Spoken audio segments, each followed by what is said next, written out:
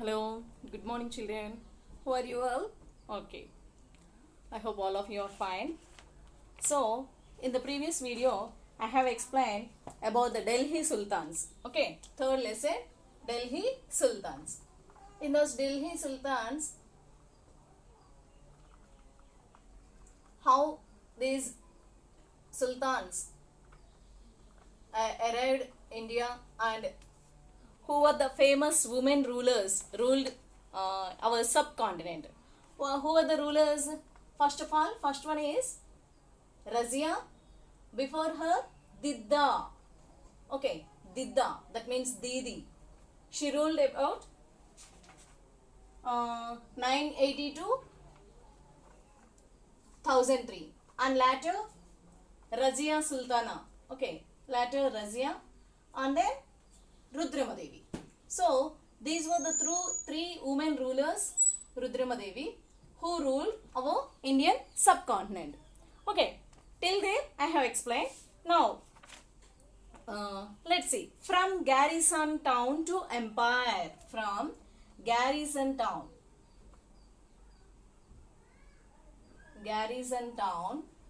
to empire. Okay, let's see what is this. The expansion of the Delhi Sultanate. Okay, in the early 13th century, the control of the Delhi Sultans rarely went beyond heavily fortified towns occupied by garrisons. So, here garrison town means a fortified settlement. Here garrison town means a fortified settlement. Fortified settlement. Fortified settlement. Garrison town means a fortified settlement. So, the control of the Delhi Sultans rarely went beyond heavily fortified towns occupied by garrisons. Okay. The Sultans seldom controlled the hinterland of the cities and were therefore dependent upon trade, tribute or plunder for supplies. So, here hinterland means one more word, new word came, hinterland. Hinterland.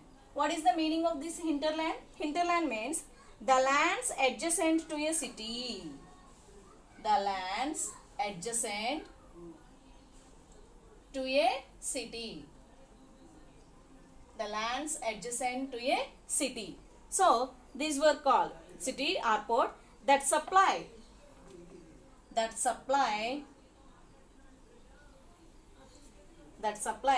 goods and services. Goods and services. So, here now you have to see. The Sultan seldom controlled these hinterlands of the cities and were therefore dependent upon trade, tribute or plunder for supplies. Okay, so these sultans, they have focused on this hinterland because why? Because they were the suppliers of goods and services. That's why they used to get control on these hinterlands.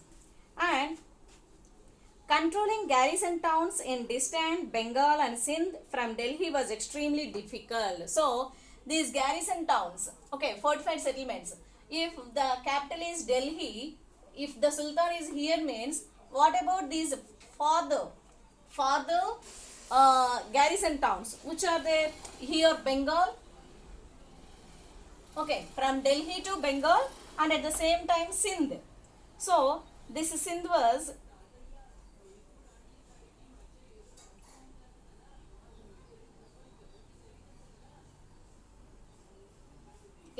it was not given in this book, but maybe from here. So, from Delhi to farther places, these Bengal and Sindh, these were very difficult to get control on these areas. Rebellion, war, even bad weather could snap fragile communication routes. So, some problems arose from controlling Delhi to these Bengal and Sindh areas. What are they? Rebellion, maybe people not cooperated, and wars. Even bad weather could snap fragile communication routes. Delhi's authority was also challenged by Mongol invasions from Afghanistan and by governors who rebelled at any sign of the sultan's weakness. If they have any doubt about these sultan's governance, any doubt, the people were they were ready to go against the sultan. That's why it became little difficult to control those fortified towns already. And at the same time, Mongol invasions from this side, Mongols, they used to come for invading this our subcontinent. That Mongol invasions also one more problem for our country. And by governors who rebelled at any sign of the sultan's weakness, if they found any weakness of the sultan, and the governors who were the representatives of the sultans, they also used to rebel. So these Mongol invasions and governors rebellion also became problems to sultans. The sultanate barely survived these challenges. Its expansion occurred during the reigns of Ghiyazuddin Balban, Alauddin Khalji, and Muhammad Tughlaq. So these were the three people who has a good grip, those who can rule properly in a good manner. Who were they in their sultanate only? This Delhi kingdom expanded. Who were they? Those famous people? Ghiyazuddin Balban. Ghiyazuddin Balban. And the second one is Ghiyazuddin Balban. Alauddin Khalji. Alauddin Khalji. Alauddin Khalji. And the third one is Muhammad Tughlaq. Muhammad Tughlaq.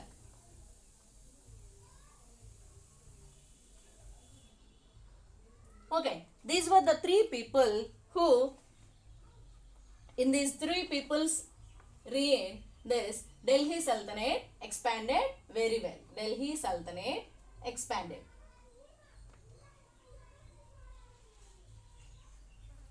Okay, next.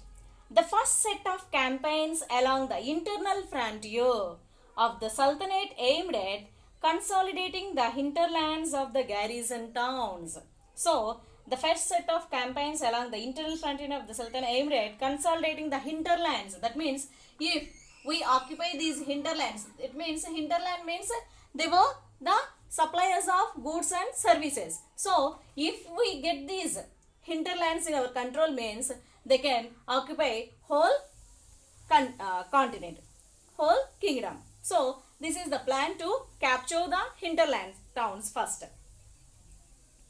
During these campaigns, forests were cleared in the Ganga Yamuna Doab, and hunter-gatherers and pastoralists expelled from their habitat. So, what these people did, okay, if any people, these Mongols or whoever it may be, if they want to invade our subcontinent, what they have done, in between whatever the forest lands were there, they used to clear these forest lands.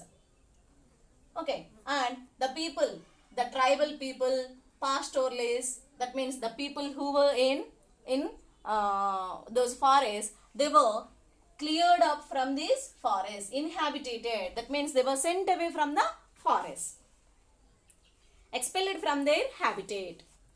These lands were given to peasants and agriculture was encouraged. So, these forest lands, after they cleared, what they have done, they were given to agriculture. That was given to agriculture, to peasants, and agriculture was encouraged. Now, fortresses and towns were established to protect trade routes and to promote regional trade. So, after this expansion, what these rulers they have done, they have cleared up these forests, and those forest lands were given to peasants for agriculture. So, they were focused on business. They were focused on trade, okay, trade we can say here. They focused on this trade. Fortresses and towns were established to protect trade routes and to promote regional trade. So, from one kingdom to other kingdom, to transport these goods and to expand the trade, they have developed the transport routes. The second expansion occurred along the external frontier of the Sultanate. So, first expansion, in the internal frontier, and the second one is along the external frontier, that means outside the frontier. Military expeditions into southern India started during the reign of Alauddin Khalji and culminated with Muhammad Tughlaq. So here you have to see, from Delhi these pink lines were there. So they have started to occupy their military expeditions. They led to South India also. All these pink lines, how from Delhi, how they entered into South India, you can see from this map. Okay, by whom time? Alauddin Khalji's time. Military expeditions into southern India they have led. Southern India. Okay, next.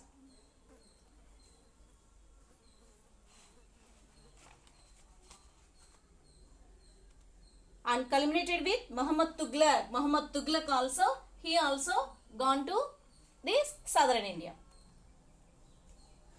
In their campaigns, Sultanate armies captured elephants, horses and slaves and carried away precious metals. So, after the expeditions into southern India, what these people they have done, these kings, they have carried away elephants. They have carried out elephants, horses and slaves and carried out precious metals from South India. Okay, after getting into expeditions into this South India, they have carried away elephants, horses, slaves and precious metals, whatever there in southern kingdoms. By the end of Muhammad Tughlaq's reign, 150 years after somewhat humble beginnings, the armies of the Delhi Sultanate had marched across a large part of the subcontinent. They had defeated rival armies and sieged cities. So after 150 years after, they expanded their military armies and they marched across a large part of the subcontinent. That means Delhi Sultanate expanded to southern continent also. They had defeated rival armies, whoever the king going against to him, rival, they used to defeat him, and they captured the cities also, seized the cities. The Sultanate collected taxes from the peasantry and dispensed justice in its realm. Okay, so whatever the kingdom expanded, Delhi Sultanate kingdom expanded, in those areas they have collected taxes also. But how complete and effective was its control over such a vast territory? See, from here, from this map, how much area they have collected as a kingdom. So, from Delhi, how they used to get control on this, and how they collected taxes, and they have controlled its in this much a vast territory. Okay, next, the masjid. So this is about military expeditions and expanding their kingdom. Now let's see about the masjid. As they were Muslim rulers, what about their religion? Okay, how their worshipping places. Let's see in this. Okay, the masjid. Here pictures are given, children. See them. Okay, masjid's construction. Pictures, some example pictures they have given. See. Okay, now see. Here this picture, this picture. Okay, about this picture some content is given. I will read out. Kawat al-Islam Mosque and minaret built during the last decade of the 12th century. So this was constructed around the 12th century. Last decade of the 12th century. This was the congregational mosque of the first city built by the Delhi Sultans, described in the chronicles as Dehli-e-Kunha. Dehli-e-Kunha. This name was Dehli-e-Kunha.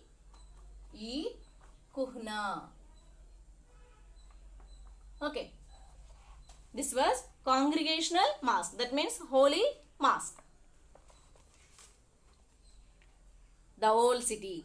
The mosque was enlarged by Iltutmish and Alauddin Khalji. So, of course, at first they have constructed in a small size, but later it was expanded in the reign of who? Iltutmish, Sultan Iltutmish. Who is Sultan Iltutmish? Razia's father. So, this Iltutmish and Alauddin Khalji, they have enlarged this masjid. The minar was built by two sultans, Kutubuddin Aibak and Iltutmish. So, minar, that means this big pillar. Okay, this minar was constructed by two rulers. Who were they? Whose names? They were Kutubuddin Aibak and Iltutmish. Okay, next. A mosque is called a masjid in Arabic, literally a place where a Muslim prostrates in reverence to Allah. Where Muslims prostrate in reverence to Allah. Where these mosque, you know already, mosque means, masjid means, it's a holy place of Muslims. In a congregational mosque, Muslims read their prayers together. So, all the Muslims, they will go to this masjid and they will read their prayers together. Members of the congregation choose the most respected, learned male as their leader for the rituals of prayer. So, in those Muslims, whoever the old and experienced person, respected, old and experienced person, they will choose him as leader. Okay, that leader was called as Imam. That leader was called as Imam. Okay. Old and experienced leader, respected person, they will select as leader. That person was called as, for ritual prayers, they will appoint him. That person was called as Imam. He was called as Imam. He also delivers the sermon during the Friday prayer. So, he will deliver his speech on Friday prayer. Friday time, when they have prayer, by the time he delivers his speech also. Okay. That is khutbah. That is called khutbah. Okay. Khutbah.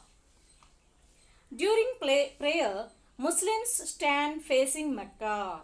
In India, this is to the west. This is called the Qibla. Okay. The direction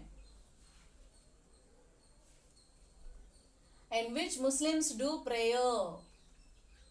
In which Muslims do prayer is called Qibla. Is called Qibla. Okay. In India, to the Makkah direction. So, in India, Makkah was to India, it was on west side. So, all the Muslims will stand this side, west side, and they will do prayer. So, this direction was called as Qibla. What is this direction? Qibla. Okay. That means they will face this side.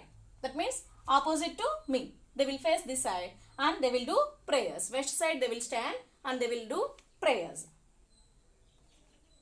Okay.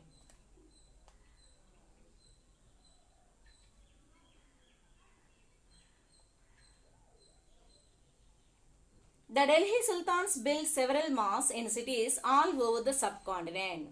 These demonstrated their claims to be protectors of Islam and Muslims. So, after they expanded their kingdom, what they have done? They have established their masjid all over the subcontinent. And they were claimed themselves as the protectors of Islam and Muslims. Mosques also helped to create the sense of a community of believers who shared a belief system and a code of conduct. So, they shared a code of conduct and belief system.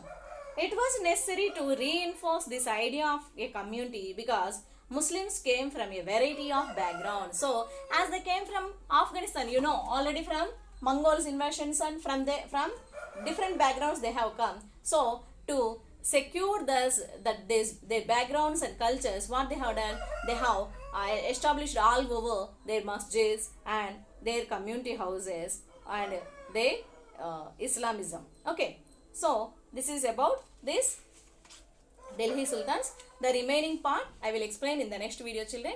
Hope all of you understood. Thank you. Have a nice day.